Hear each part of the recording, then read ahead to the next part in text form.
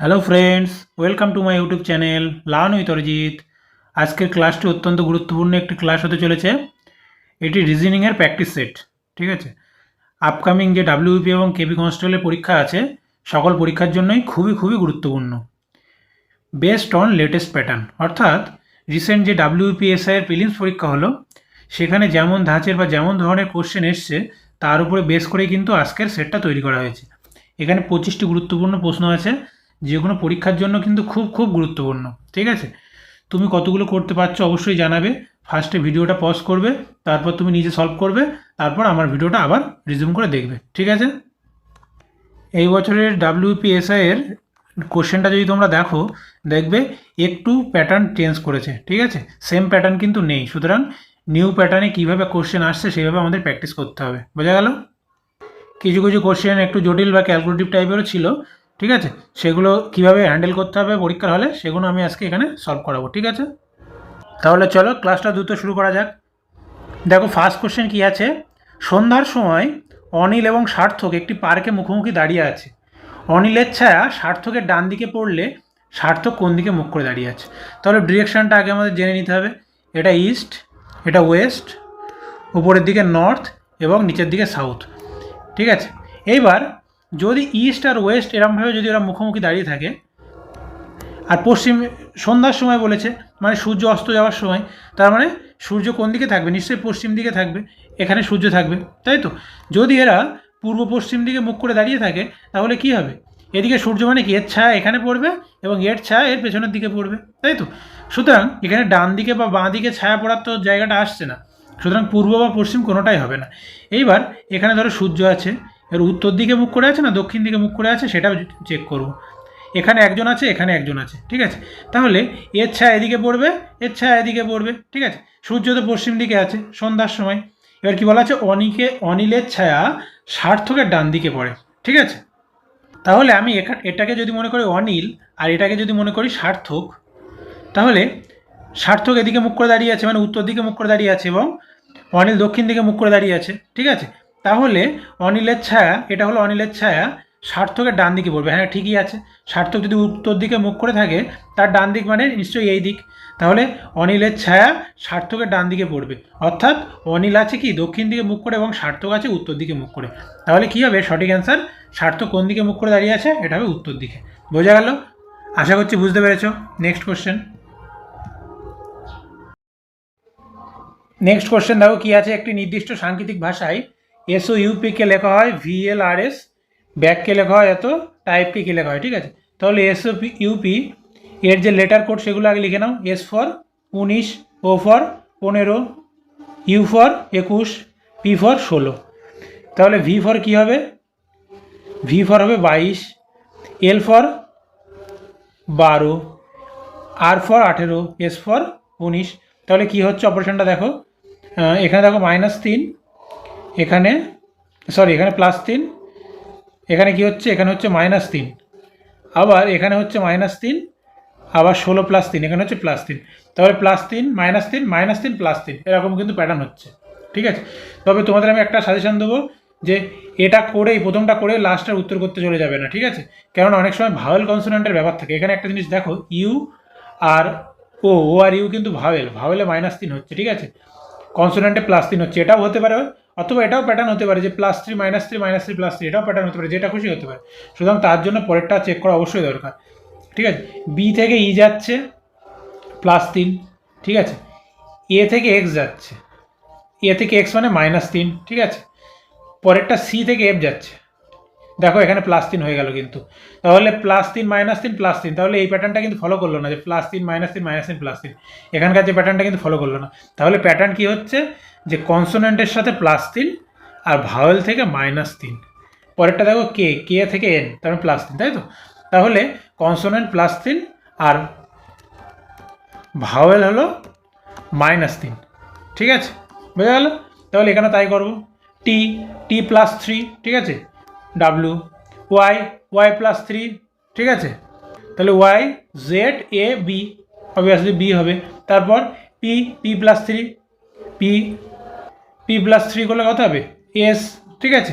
তারপর ই, এবার ই হলো ভাওয়েল, ভাওয়েল -3, তাহলে 5, 5-এর থেকে 3 বাদ দিলে 2, 2 মানে কি বি, তাই তো? তাহলে WBSB, তাহলে অপশন নাম্বার সি হবে কারেক্ট। বোঝা গেল? আশা করছি বুঝতে পেরেছো। নেক্সট, একটি কোড ভাষায় নয়েজকে লেখা হয় এই, একে কী লেখা হয়? ঠিক আছে, তাহলে নয়েজের আগে কোডগুলো লিখে ফেলি। লেটার কোড যেগুলো, N ফর 14, তাই তো? O for 15, I for 9, S for 19 এবং E ফর 5। ঠিক আছে, দেখো একে কী লেখা হচ্ছে, একে এইভাবে লেখা হচ্ছে। কীভাবে লেখা হচ্ছে দেখো, 14 থেকে 5, তাই তো? 15 থেকে 9, 9 থেকে 14 যোগ বিয়োগ 19, 5। দেখো এটা মনে হচ্ছে ইনক্রিজিং অর্ডারে সাজানো, তাই না? প্রথমে 5 লিখেছে, 5-এর পরে বড় কি 9, 9-এর পরে বড় কি 14, 14-এর পরে বড় কি 15, 15-এর পরে বড় হলো 19। এটা ইনক্রিজিং অর্ডারে সাজানো, ঠিক আছে? ছোট থেকে বড় আকারে সাজানো আছে। তাহলে এটাও সেম হবে। তাহলে প্রথমে আছে কি এ মানে 1, ঠিক আছে? তারপরে ডি মানে 4, তারপর ই মানে 5, তাহলে 1, 4। এখানে মনে হচ্ছে কোশ্চেনটা দেওয়া একটু ভুল হয়েছে, 5 তো এখানে নেই, এখানে ই হবে না, ঠিক আছে? এই জায়গাটা ই হবে না, এখানে হবে তোমার এখানে হবে আর, ঠিক আছে? এখানে হবে আর, এটা একটু ঠিক করে নেবে সবাই। DORMAND, ডরম্যান্ট, ঠিক আছে? তাহলে 5 নিশ্চয়ই এখানে হবে না, ঠিক আছে? 1, 4, 4-এর পরে কি আছে এম মানে 13, এন মানে 14, ঠিক আছে? 13, 14, 14-এর পরে কি আছে আর মানে, তারপর ও আছে অবশ্য, ও মানে 15, তারপর আর মানে 18, তারপর টি মানে 20। তাহলে 1, 4, 13, 14, 15, 18, 20 কোথায় আছে? অপশন নাম্বার ডি, তাহলে ডি হবে কারেক্ট। বোঝা গেল? আশা করছি বুঝতে পেরেছ। নেক্সট, 6 জন ব্যক্তি ABCDEOF, ঠিক আছে? ও এফ একটি কেন্দ্রের দিকে মুখ করে বসে আছে একটি বৃত্তাকার টেবিলে, ঠিক আছে? তাহলে 6 জন ব্যক্তি, 4 আর 2, 6 হয়ে গেল। এ এবং ই এর মাঝখানে বি বসে আছে, ডি এবং এফ এর মাঝখানে সি বসে আছে, এ এর ঠিক বাঁ দিকে এফ বসে আছে। তাহলে এ এখানে বসে আছে, যদি ভেতরের দিকে মুখ করে বসে থাকে, এর বাঁ দিক মানে এফ এদিকে বসে আছে। আবার কি বলা আছে, এ ও ই এর মাঝখানে বি বসে আছে, তাহলে অবভিয়াসলি বি এখানে, ই এখানে, ঠিক আছে? এবার কি বলা আছে, ডি এবং এফ এর মাঝখানে সি বসে আছে, তাহলে এফ যদি এখানে থাকে অবভিয়াসলি ডি এখানে, তার মাঝখানে সি, হয়ে গেল। এবার কি বলা আছে, ই এর ঠিক ডান দিকে কে বসে আছে, ই এর ঠিক ডান দিকে, ই যদি ভেতরের দিকে মুখ করে বসে থাকে, ই এর ঠিক ডান দিকে ডি বসে আছে, তাহলে অপশন নাম্বার বি হবে কারেক্ট। বোঝা গেল? সহজ কোশ্চেন ছিল। নেক্সট, যদি প্রদত্ত ক্রমটি বিপরীত ক্রমে লেখা হয়, তাহলে আমি কি বিপরীত ক্রমে লিখবো না। আমি মনে করবো এখান থেকে শুরু, এ পাশ থেকে শুরু, ঠিক আছে? তাহলে ডান প্রান্ত থেকে অষ্টম পদটির বাম দিকে পঞ্চম পদ কোনটি হবে, ঠিক আছে? এবার একটা জিনিস বোঝো, বলা আছে কি বিপরীত ক্রমে লেখা হয়, তাহলে মনে করলাম বিপরীত ক্রমে লেখা হয়ে গেল, তাহলে এই সাইডের যেগুলো আছে সেগুলো এখন এই পাশে চলে আসবে, মানে কিউ দিয়ে ফার্স্ট শুরু হবে, তারপর সে এইটা এভাবে চলতে থাকবে এবং 6 দিয়ে শেষ হবে, তাই তো? মনে করো লেখা হয়ে গেছে। তাহলে ডান প্রান্ত থেকে অষ্টম পদটি, তাহলে ডান প্রান্ত মানে কি, নিশ্চয়ই এখন ডান প্রান্তে কি আছে, 6 আছে। তাহলে এখান থেকে শুরু করব, ডান প্রান্ত থেকে অষ্টম পদটি, তার মানে এর দিক থেকে অষ্টম পদে আসবো। তাহলে এদিক থেকে অষ্টম পদে যাও, 1, 2, 3, 4, 5, 6, 7, 8, 6 হয়ে গেল অষ্টম পদ, ঠিক আছে? অষ্টম পদটির বাম দিকে পঞ্চম পদ কোনটি হবে, এবার এর বাঁ দিকে পঞ্চম পদ, ঠিক আছে? বাম দিকের পঞ্চম পদ মানে, এবার বললো আমি কি আবার এদিকে যাব নাকি আবার পিছনে আসবো? দেখে মনে হতে পারে হয়তো পিছনে আসবো, তাই না? এদিকে আসবো, কিন্তু না। কেন? কারণ দেখো তুমি তো এটাকে উল্টো করে লিখেছো, 6 এখানে কি ডলার সাইন, এইভাবে এসে তুমি 6 পর্যন্ত এসছো, ধরো মাঝখানে, ধরো এইটা হলো অষ্টম পদ, ডান দিক থেকে অষ্টম পদ পর্যন্ত তুমি এসছো, ঠিক আছে? তাহলে এবার বলা আছে কি এর বাঁ দিকে পঞ্চম পদ, এবার বলো এখান থেকে তুমি বাঁ দিকে কোন দিকে যাবে, এদিকে যাবে? এদিকে যাবে না, 6-এর দিকে, এই প্রথম দিকে যাবে না, এদিকে গেলে তো ডান দিকে হয়ে যাবে, সুতরাং তোমাকে আবার এই কিউ এর দিকে যেতে হবে। সুতরাং কিউ এর দিকে পঞ্চম পদ যাও, 1, 2, 3, 4, 5, তার মানে সি হবে তোমার কারেক্ট অ্যান্সার। বোঝা গেল? এবার তুমি যদি এটার মনে করো রিভার্স করে লিখবে, এতটা বুঝতে পারছো না, তাহলে কি একটু বেশি সময় যাবে। মনে করবে রিভার্স করে লেখা হয়ে গেছে, তাহলে রিভার্স করে লেখা হয়ে গেল, মনে করে কিউ এখানে শুরু, এখন বাম প্রান্তে চলে এসেছে, 6 ডান প্রান্তে চলে গেছে। এবার ডান প্রান্ত থেকে অষ্টম পদ চলে আসলে আস্তে আস্তে আস্তে আস্তে কাউন্ট করে 6, তার আবার বাঁ দিকে পঞ্চম পদ, তাহলে বাঁ দিকে পঞ্চম পদ মানে যদি আবার 6-এর দিকে যাই তাহলে তো ভুল হয়ে যাবে, তাহলে সুতরাং আবার কিউ এর দিকে আসতে হবে। বোঝা গেল? খুব ভালো কোশ্চেন, পরীক্ষায় কিন্তু আসতে পারে। নেক্সট, পারিবারিক ছবি দেখিয়ে রমেন বলেন সে আমার, এই সে থেকে যখন শুরু করতে হবে, সে যখন বলা আছে সেটা কি রমেন, তাহলে রমেন আমার, আচ্ছা সে থেকে না আমার থেকে, আমার মানে কি রমেন, তাই তো, রমেন বলেন তার মানে আমার মানে কি রমেন, তাহলে রমেন হলো আমার, তাহলে রমেন, রমেনের স্ত্রীর, স্ত্রীর ছেলের মানে রমেনেরও ছেলে, বাবার, বাবার মানে রমেন, মায়ের, বাবার মা মানে মা, মায়ের স্বামীর ছেলে, মায়ের স্বামী, সরি স্বামীর মেয়ে, তাহলে মায়ের স্বামী, মায়ের স্বামীর মেয়ে মানে রমেনের নিশ্চয়ই বোন হয়, ঠিক আছে। তাহলে ছবির মেয়েটি রমেনের সাথে কেমন সম্পর্কিত, তাহলে অবভিয়াসলি কী হবে, বোন। বোঝা গেল? আশা করছি বুঝতে পেরেছো। এরকমভাবে ফ্যামিলি ট্রি করে যদি করো তাহলে দেখো ভুল যাওয়ার সম্ভাবনাটা কম থাকে। তারপরে দেখো পরের কোশ্চেন কী আছে, চার্চ খ্রিস্টানদের সাথে যেভাবে সম্পর্কিত একইভাবে সিনাগগ কাদের সাথে সম্পর্কিত, ঠিক আছে। এগুলো একটু জেনারেল নলেজ না থাকলে একটু সমস্যা হয়ে যায়, ঠিক আছে। কিন্তু এই সমস্ত কোশ্চেন কিন্তু পরীক্ষায় খুব আসে এবং ম্যাক্সিমাম ছেলেগুলো হয়তো পারে না, আবার যারা উত্তর করে আন্দাজে করে ভুল যাওয়ার সম্ভাবনা বেশি থাকে, ঠিক আছে। তাহলে চার্চ কি, চার্চ হলো খ্রিস্টানদের উপাসনার স্থান, ঠিক আছে। তাহলে সিনাগগ কাদের উপাসনার স্থান হবে, এটা হবে ইহুদিদের উপাসনার স্থান, ঠিক আছে। তার মানে অপশন নাম্বার এ হবে কারেক্ট। বোঝা গেল? নেক্সট, কোশ্চেন মার্ক স্থানে কি বসবে, ঠিক আছে। তাহলে এই দুটোর মধ্যে কী রিলেশন আছে আগে দেখে নিই, 13, 15, ঠিক আছে, 22, 5, তারপরে কিউ, কিউ মানে 17, এল মানে 12, G7, ইউ 21, তাই তো। তাহলে কি অর্ডার হচ্ছে দেখো, এটা হলো +2, এটা হলো -1, তাই তো। আবার এখানেও +2, এখানেও -1, তাহলে +2 -1 +2 -1, ঠিক আছে। তাহলে এ থেকে +2 মানে করলে কী হবে, বি, তাই তো। সি থেকে -1 করলে কত হবে, এ থেকে +2 করলে বি হবে, কারণ এ থেকে +2 করলে সি হবে, ঠিক আছে। সি থেকে -1 করলে কত হবে, বি, হয়ে গেল এই দুটো। আবার এম, এর পরে +2 করলে কত কী হবে, ও, আর ও থেকে এই এল থেকে -1 করলে কী হবে, কে।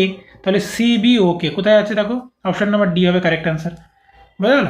সহজ কোশ্চেন ছিল।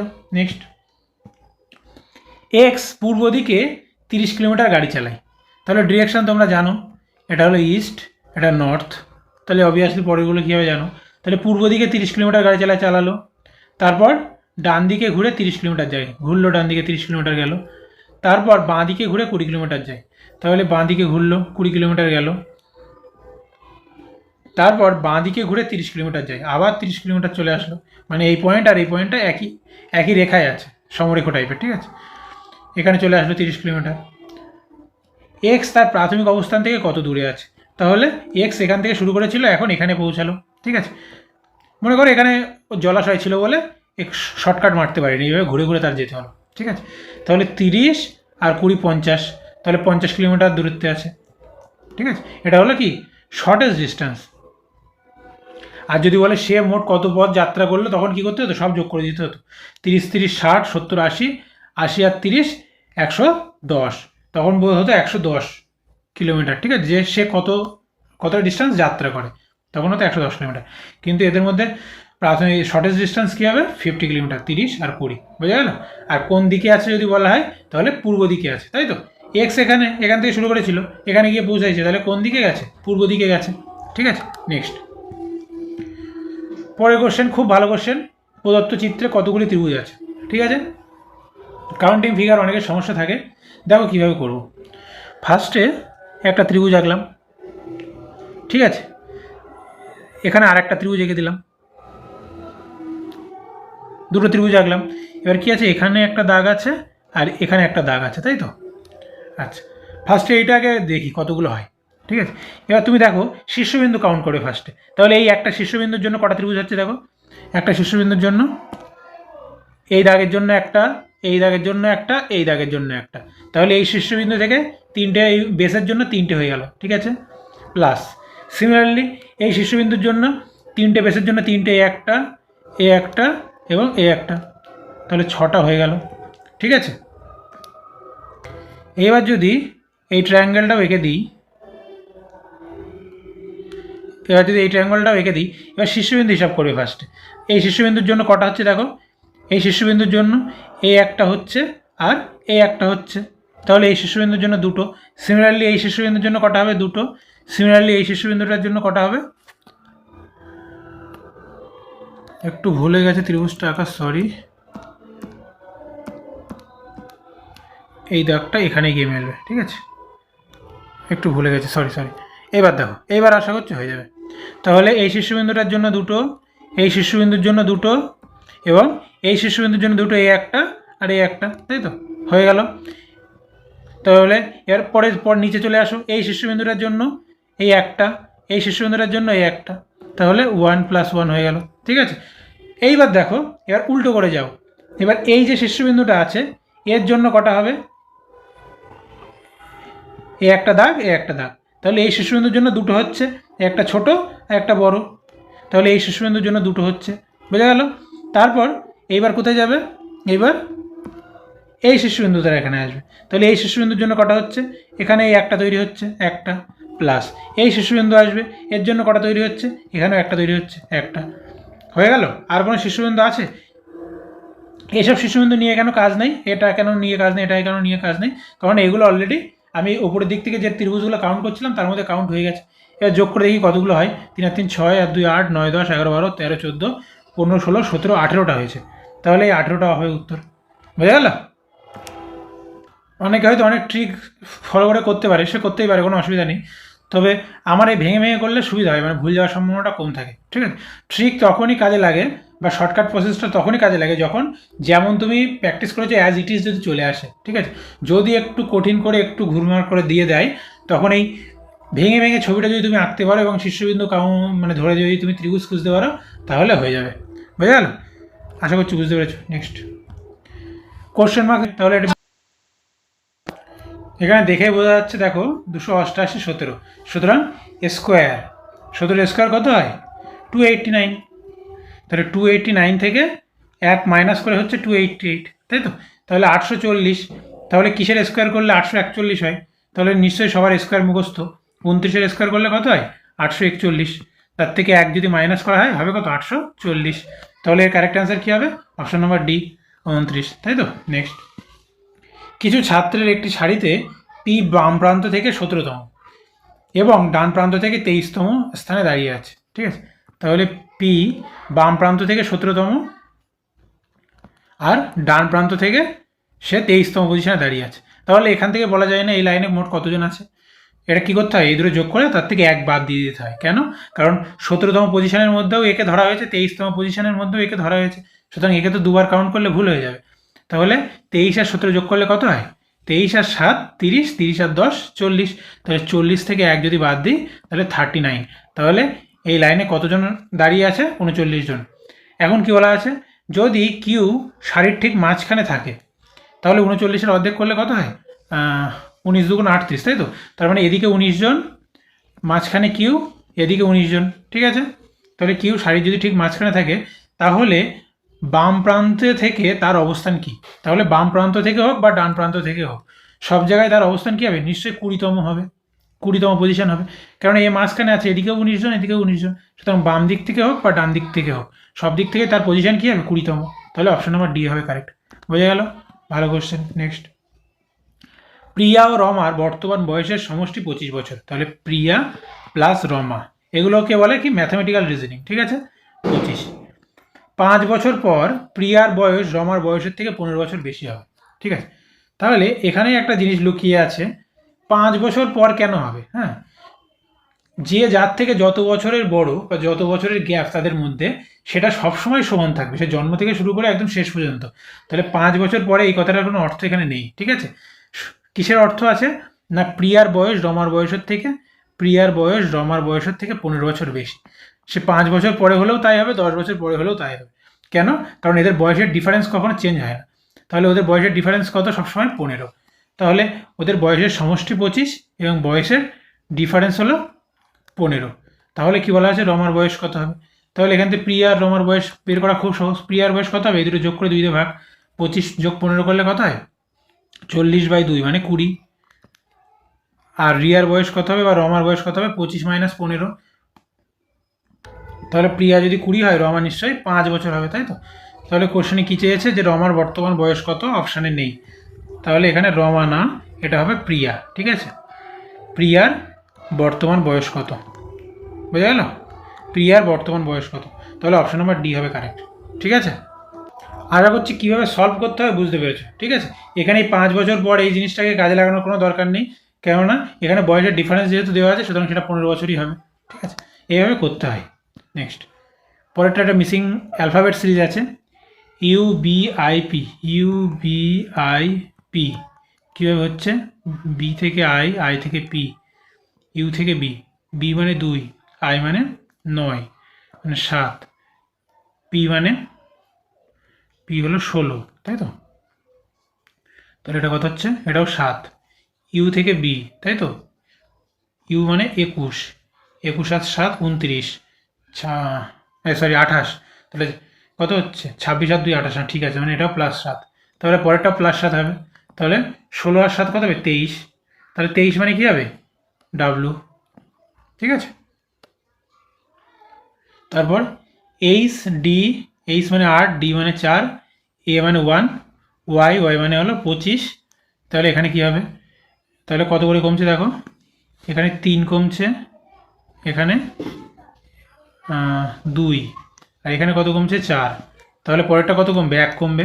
তাহলে 25 থেকে 1 কম হলে মানে কি? 24, তাই তো? তাহলে কী হবে? 24 মানে এক্স। তাহলে WX উত্তর হবে, অপশন নাম্বার সি। বোঝা গেল? আশা করছি বুঝতে পেরেছো। নেক্সট, পরের কোশ্চেনটা কী আছে? প্রদত্ত কাগজটি ভাঁজ করা হলো এবং ঘনক তৈরি করা হবে, কোন ঘনকটি তৈরি করা যাবে? তাহলে আগে অপোজিট ফেসগুলো দেখি। 7-এর অপোজিট 2, 3-এর অপোজিট 6, 4-এর অপোজিট @ তাই তো? তাহলে অপোজিট ফেস কখনো একসাথে থাকে না। ঠিক আছে, তাহলে 4 @ এখানে একসাথে আছে, এটা হবে না। 3, 6 একসাথে আছে, এটা হবে না। 2, 7 একসাথে আছে, এটা হবে না। তাহলে অবভিয়াসলি এটা হবে, এটা হবে, অপশন নাম্বার ডি হবে কারেক্ট। বুঝা গেল? অপোজিট ফেস কখনো পাশাপাশি থাকতে পারবে। নেক্সট, আবার একটা মিসিং নাম্বার সিরিজ 135, 226, 353। তাহলে গ্যাপ যদি বের করি, গ্যাপ কত হবে? 91, তাই তো? 13 আর 7 20 আর 2 22। ঠিক আছে, পরেরটা 7 দাও 13, হাতে 1, 2 রেখে 3, 3 আর 2 5, 2 রেখে 3 127। তারপরের গ্যাপ জানি না, তারপরটাও জানি না, শেষে 739। ঠিক আছে, গ্যাপ দিয়ে বের করা একটু সমস্যা হয়ে যাবে মনে হচ্ছে। আর কিভাবে হতে পারে? নাম্বারগুলো কোনো স্কোয়ার বা কিউবের কাছাকাছি আছে কিনা দেখো। 226 থেকেই তো আমার মনে হচ্ছে 225-এর কাছাকাছি। 225 কার কিউব? 5-এর কিউব। 353 কার কাছাকাছি? 6-এর কিউব। সরি 5-এর কিউব কেন বলছি? 15-এর স্কোয়ার। 15-এর স্কোয়ার করলে হবে 225, +1 করলে হবে 226, তাই তো? 5-এর কিউব তো 125। 353কে কী লেখা যায়? 16-এর স্কোয়ার করলে 256, 17-এর স্কোয়ার করলে 289, 18-এর স্কোয়ার 324, 19 368। স্কোয়ার তো হচ্ছে না, স্কোয়ার দিয়ে তো হবে না, কিউব দিয়ে দেখি, কিউব দিয়ে কিছু করা যায় কি না। এটা কত? 5-এর কিউব না, 6-এর কিউব হলো 216, 216 +1 হলো 226, 135 হলো 5-এর কিউব 125, সরি 216 10, 216 আর 10 226, 5-এর কিউব 125, 125 আর 10 135। 353 কত হবে? 7-এর কিউব কত হয়? 343, তাই না? 343 যোগ 10 353। তাহলে অবভিয়াসলি পরেরটা কত হবে? 8-এর কিউব মানে 512 + 10 মানে 522 হবে কারেক্ট অ্যান্সার। পরেরটা দেখি ঠিক আছে কিনা। 9-এর কিউব 729 হয়, 729 + 10 739। ঠিক আছে, তাহলে অপশন নাম্বার সি হবে কারেক্ট। সহজ কোশ্চেন। ঠিক আছে, নেক্সট, এখানে ইনইকুয়ালিটির কোশ্চেন আছে। ইনইকুয়ালিটির কোশ্চেন খুব সহজ। আগে পি থেকে শুরু করবে, পি থেকে টি, পি থেকে কিউ, কিউ থেকে টি। এখানে গ্রেটার দ্যান ইকুয়াল টু, এখানে গ্রেটার দ্যান, তাহলে অবভিয়াসলি গ্রেটার দ্যান হবে। তাহলে ঠিক আছে এটা। ঠিক আছে, তারপর কিউ থেকে আর, তাই তো? তাহলে Q equal to S, S greater than equal to R. তাহলে কিউ ইকুয়ালস টু এস, আবার S greater than equals to R. তাহলে এটা থেকে কী বলা যায়? যে Q greater than equals to R. সুতরাং গ্রেটার দ্যানও হতে পারে, ইকুয়ালও হতে পারে। তাহলে শুধু গ্রেটার দ্যানকে কি আমি সত্য বলবো? না, এটা ফলস, কেননা ইকুয়ালস টু আরও তো হতে পারে।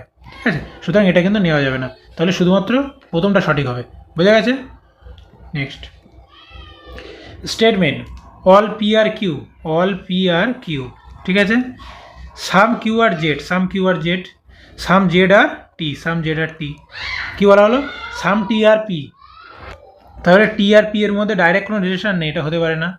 সাম পি আর জেডের মধ্যেও ডাইরেক্ট কোনো রিলেশন নেই, এটাও হতে পারে না। নো টি ইজ জেড, এটা তো হতেই পারে না, কারণ জেড আর টি এর মধ্যে তো রিলেশন আছেই, সুতরাং এটাও হতে পারে না। তাহলে কোনোটিই সঠিক নয়, অপশান নাম্বার সি হবে কারেক্ট। বোঝা গেল? নেক্সট, কোশ্চেন মার্কের স্থানে কোনটি বসবে মিসিং নাম্বার সিরিজ? দেখো কী হবে, 2, 8, 20, 44, দেখে তো হচ্ছে মাল্টিপ্লাই হবে, তাই না? 8 দুগুণ 16 যোগ 4, 20 দুগুণ 40 যোগ 4, তাই তো? 44 দুগুণ 88 যোগ 4, তাহলে +2, এই গুণ 2 +4, তাই তো? তাহলে 92 দুগুণ কত হবে? 180 আর 4, 184, 184 আর 4, 88। তাহলে অপশান নাম্বার সি হবে কারেক্ট। বোঝা গেল? আশা করছি বুঝতে পেরেছো। নেক্সট, এবার এখানে দেখো যে কোন দুটি সংখ্যা পরিবর্তন করলে সমীকরণটি সঠিক হবে। আগে ভাগটা দেখে দাও, হ্যাঁ ভাগ যাচ্ছে, ভাগ নিয়ে অসুবিধা নেই, ঠিক আছে? তাহলে এখানে ভাগ তো চেঞ্জ করার কোনো সমস্যা নেই। তাহলে 63, 24 এটা চেক করা যেতে পারে। না, 63, 24 চেক করে লাভ নেই, কারণ যদি 63 জায়গায় 24 লিখি, 24 7 দিয়ে ভাগ যাবে না, ঠিক আছে? সুতরাং এটা হতে পারে না। 7 63, 7 63 করলে কী হবে? 7 63 হতে পারে না, তখন ওপরে 7 হয়ে যাবে, নিচে 63 হয়ে যাবে, মানে ফ্র্যাকশান চলে আসবে, এটাও হতে পারবে না। 63 আর 9 করলে কী হবে? 63 9ও হতে পারবে না, কারণ 9কে 7 ভাগ করতে পারবে না, তাহলে 24 আর 9ই হবে। তাও একবার চেক করে দেখা যাক, 15 - 9 প্লাস 63কে 7 দ্বারা ভাগ করলে কত হবে? 7 নং 63, 63 ইন্টু এই 9 ইন্টু 2, এটি ইকুয়ালস টু 24 আসছে কিনা সেটা আমাকে চেক করতে হবে। তাহলে দেখে নাও, 9 দুগুণ 18, 18 থেকে 9 বাদ দিলে কত হয়? 18 থেকে 9 বাদ দিলে হয় 9, ঠিক আছে? তাহলে 15 যোগ 9, 15 যোগ 9 করলে কত হবে? অবভিয়াসলি 24ই হবে। তাহলে এটা আসছে, ঠিক হবে। তাহলে অপশান নাম্বার ডি হবে কারেক্ট। তাহলে বোঝা গেল কীভাবে এলিমিনেট করলাম। এইভাবে কিন্তু পরীক্ষার হলে এলিমিনেট করতে হবে, সব কিছু চেক করতে গেলে কিন্তু করার টাইম পাবে না। বোঝা গেল? নেক্সট, নিচের শব্দগুলি অর্থপূর্ণ ক্রমে সাজাও, ঠিক আছে? Decade, yearly, monthly, golden jubilee and quarterly, ঠিক আছে? তাহলে কি হয় ছোটো থেকে বড়ো আকারে সাজাতে হবে বা বড়ো থেকে ছোটো। তাহলে এর মধ্যে সব থেকে ছোটো আমি কি বলতে পারবো? সবথেকে ছোটো কোয়ার্টারলি, কোয়ার্টারলির থেকে ছোটো হলো মান্থলি, মান্থলি, কোয়ার্টারলি, তারপর হাফ ইয়ারলি তো নেই, তারপর নিশ্চয়ই ইয়ারলি হবে 2, ইয়ারলির পর ডিকেড হবে, ডিকেড মানে কি দশক, মানে 10 বছর অন্তর যেটা, ঠিক আছে? 1, আর তারপর কী হবে? নিশ্চয়ই গোল্ডেন জুবিলি হবে। গোল্ডেন জুবিলি মানে কত বছর? এটা হলো 50 বছর অন্তর যদি কোনো কিছু পালন করা হয় সেটা হলো গোল্ডেন জুবিলি বলে, স্বর্ণ জয়ন্তী। আর 25 বছর অন্তর হলে রজত জয়ন্তী বর্ষ বলা হয়, ঠিক আছে? তাহলে 35214ও হতে পারে বা 412353 হতে পারে। দেখো কোনটা আছে, 35214 আছে অপশানে, তাহলে অপশান নাম্বার বি হবে কারেক্ট। বোঝা গেল? আশা করছি বুঝতে পেরেছো। নেক্সট, তাহলে কোশ্চেন মার্কের স্থানে কী বসবে মিসিং নাম্বার সিরিজ? দেখে যা বোঝা যাচ্ছে এইভাবে হয়তো হবে কলাম বরাবর। 8 6 28, 18 9 63, তাই তো? 6 8 48, ঠিক আছে? 9 18 অনেক বেশি হয়ে যাবে। 6 4 36 মাইনাস 28, 8, 6 স্কোয়ার করলে হয় 36, 36 থেকে 8 বাদ দিলে কি 28 হয়? 28 আর 8 কত হয়? 36, হ্যাঁ ঠিক আছে। তাহলে 36 - 8 হলো 28, তাহলে এটাও কত হবে? 9 স্কোয়ার মাইনাস 18, তার মানে 81 থেকে 18 বাদ দিতে হবে, তাই তো? তাহলে 81 থেকে 20 বাদ দিলে কত হয়? তাহলে 81 থেকে 20 বাদ দিলে হয় কত? 61, তাহলে আমাকে বাদ দিতে হবে 18, তাহলে আর 2 যোগ করে দেবো, তাই তো? 61 আর 2 63, তাহলে 63 আছে এখানে, হয়ে গেল। তাহলে 94 কী করে আসছে? তাহলে 13 স্কোয়ার 169, 169 থেকে কত বাদ দিলে 94 হবে, ঠিক আছে? তাহলে ইউনিট ডিজিট নিশ্চয়ই 5 হবে, তাহলে 9 থেকে 5 বাদ দিলেই তো 4 হয়, মানে 74 উত্তর হবে। বোঝা গেল? নেক্সট, 1974 সালের 14ই নভেম্বর বৃহস্পতিবার রাহুলের জন্ম হয়েছিল, ঠিক আছে? পরবর্তী সময়ে কোন বছর তিনি একই তারিখে একই দিনে তার জন্মদিন পালন করবে? মানে পরবর্তী সালে কোন সালে 14ই নভেম্বর বৃহস্পতিবারই পড়বে এবং সে জন্মদিন পালন করবে, ঠিক আছে? তাহলে এটা কখন সম্ভব? না, ইয়ারের যদি রিপিটেশন হয়। 1974 সালটা আবার কোন সালের ক্যালেন্ডারের সঙ্গে সমতুল্য হবে, তাহলেই এটা সম্ভব, ঠিক আছে? এবার এটা বার করার জন্য আমাদের খুব বেশি পরিশ্রম করার দরকার নেই, এটা খুব সহজে বার করা যায়। কিভাবে বার করতে হয় আমি বলে দিচ্ছি। যদি ইয়ারটা লিপ ইয়ার হয় তাহলে তুমি কি করবে? 28 যোগ করে দেবে, ঠিক আছে? 28 বছর পর ওটার রিপিটেশন হবে। বোঝা গেল? যদি লিপ ইয়ার +1 হয় তাহলে 6 যোগ করে দেবে, ঠিক আছে? যদি লিপ ইয়ার +2 হয় তাহলে কত যোগ করবে? 11 যোগ করবে। আর যদি লিপ ইয়ার +3 হয় কোনো ইয়ার, তাহলেও 11 যোগ করবে। আর লিপ ইয়ার +4 যদি হয় সেটাও তো একটা লিপ ইয়ার, প্রতি 4 বছর অন্তর একটা লিপ ইয়ার হয়ে যাচ্ছে। ঠিক আছে, তাহলে আমি 1974 আগে লিপ ইয়ার কিনা চেক করে দেখি। লিপ ইয়ার চেক করে দেখার জন্য কী করতে হয়, এটা 4 দ্বারা ভাগ যায় কিনা সেটা দেখতে হয়। 4 দ্বারা ভাগ যায় কিনা দেখার জন্য কী করতে হয়, শেষ 2 ডিজিটকে 4 দ্বারা ভাগ করতে হয়। তাহলে 74 কি 4 দ্বারা ভাগ যায়? যায় না। 4 × 18 = 72। তাহলে 1972 সাল ছিল লিপ ইয়ার। তাহলে 73 সাল হলো লিপ ইয়ার +1 এবং 74 হলো লিপ ইয়ার +2। তাহলে আমার সেম ইয়ারের সেম ক্যালেন্ডার পেতে গেলে আমার কত যোগ করতে হবে? ওর সাথে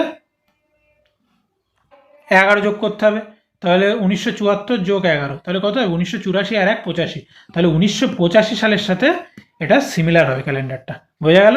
তাহলে অপশন নাম্বার বি হবে কিন্তু কারেক্ট অ্যান্সার। এটা ভেরি ভেরি ইম্পর্টেন্ট জিনিস। এবার WBPSI পরীক্ষায় এসছে একদম সেম টু সেম কোশ্চেন। ঠিক আছে, তোমাদের যদি এটা মনে থাকে তোমরা 5 সেকেন্ডের মধ্যে করে চলে আসবে। যাদের মনে থাকবে না তারা ওই একটা একটা করে চেক করতে করতে করতে যাবে, 1 1 2 2 এরকম করে যোগ করতে করতে যাবে, তাদের কিন্তু অনেক সময় লেগে যাবে। বোঝা গেল? নিজেকে যতটা খুশি অ্যাডভান্স করতে হবে। নেক্সট, অসমটি চয়ন করুন। দেখে বোঝা যাচ্ছে এটা 31-এর স্কোয়ার, এটা 17-এর স্কোয়ার 529, এটা কত স্কোয়ার? এটা হলো 23-এর স্কোয়ার। 23-এর স্কোয়ার 17-এর স্কোয়ার, এটা হলো 961, তো এটা 31-এর স্কোয়ার। কিন্তু 719 কারোর স্কোয়ার না, 729 হলে স্কোয়ার হতো। তাহলে দেখে নিই এবার 23-এর ডবল 23-এর স্কোয়ার, 17-এর ডবল 17-এর স্কোয়ার, 31-এর ডবল 31-এর স্কোয়ার। তাহলে 27-এর ডবল 27-এর স্কোয়ার কত হবে? 729। কিন্তু এখানে আছে 719। তাহলে অপশন নাম্বার সি হবে কারেক্ট। এটাই অসম, তাই তো? নেক্সট, মেডিসিন যেভাবে ফার্মেসির সাথে সম্পর্কিত, হিস্টোরিক্যাল অবজেক্টস কার সাথে সম্পর্কিত? ঠিক আছে, তাহলে ফার্মেসিতে মেডিসিন পাওয়া যায় বা মেডিসিন রাখা হয়, তাহলে হিস্ট্রিক্যাল যে আমাদের অবজেক্টগুলো আছে সেগুলো কোথায় রাখা হবে? কালচার না, ইন্ডাস্ট্রিতে রাখা হবে না, মিউজিয়ামে রাখা হবে অবশ্যই, আর্কিটেকচার হবে না। তাহলে অপশন নাম্বার সি হবে কারেক্ট। বোঝা গেল? আশা করছি বুঝতে পেরেছো। এখানেই শেষ, 25টা কোশ্চেন কমপ্লিট হয়ে গেল। কার কতগুলো হলো অবশ্যই কমেন্ট করবে। শুধু কতগুলো হলো সেটাও থেকেও বেশি ইম্পর্টেন্ট কত তাড়াতাড়ি করতে পারলে, আমি যেভাবে শর্টকাটে করলাম সেভাবে করলে কিনা, কি এর থেকেও বেশি শর্টকাটে করলে কিনা। যদি এর থেকে বেশি দ্রুত করতে পারো খুব ভালো, কোনো সমস্যা নেই। পরীক্ষার হলে যত দ্রুত পারবো সেইভাবে করার চেষ্টা করবে। ঠিক আছে, আর আমার ক্লাসটা কেমন লাগলো অবশ্যই জানিও। লার্ন উইথ অরিজিৎ ইউটিউব চ্যানেলটা অবশ্যই সাবস্ক্রাইব করে দেবে। ভিডিওটি ভালো লাগলে অবশ্যই একটা লাইক করবে এবং নিজেদের মূল্যবান কমেন্ট করবে। সকলকে থ্যাংক ইউ, গুড লাক।